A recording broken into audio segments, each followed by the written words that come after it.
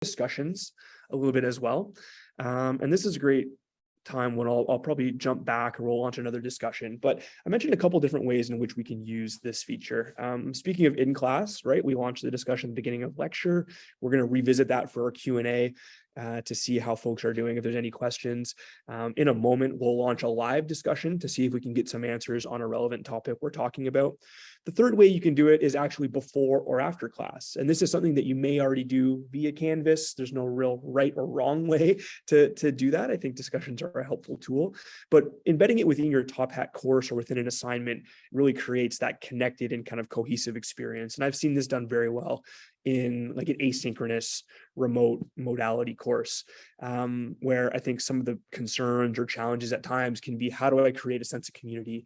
How do I help have students communicate with each other versus just engaging with the content on their own? And discussions is a great way to do that. So one thing I'll highlight with all Top Hat discussions, you've got some flexibility on your levels of anonymity. So you can either have it be an open discussion, which would mean all students would see names, responses, and they're accountable to what they highlight there and comment on each other. You can also set a little bit more, not secure, but a little bit more private, where you can make student responses anonymous to each other, but you as the instructor can see which student replied with what answer. And again, may help you follow up with them about their comprehension and make it a gradable experience as well. And then the last would be a completely anonymous discussion. Student names are not visible to you as the instructor or students. And this is a great way if you feel like you're not getting some honest feedback, you want to encourage students to really share an honest opinion. That complete anonymous option is great. So we'll jump to an example of launching a live discussion right in class. And so, we're halfway through our presentation. We're on number 6 of 10 things you're learning about Top Hat. I'm curious, what's one thing you've learned today that you'd like to try in your own course?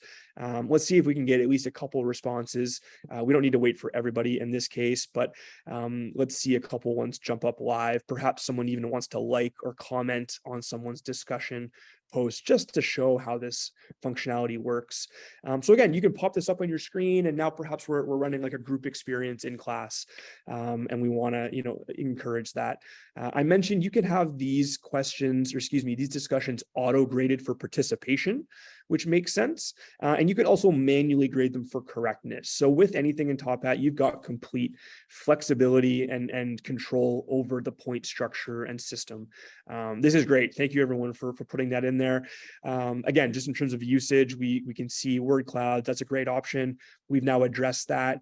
We can go ahead and clear this off of our discussion board. We can go ahead and perhaps we want to dig into something deeper before we delete it. We've got some options here and we can reply in real time to provide these comments. So again, great, like I said, for an asynchronous class, it's a great option. I agree. Thank you for whoever commented there.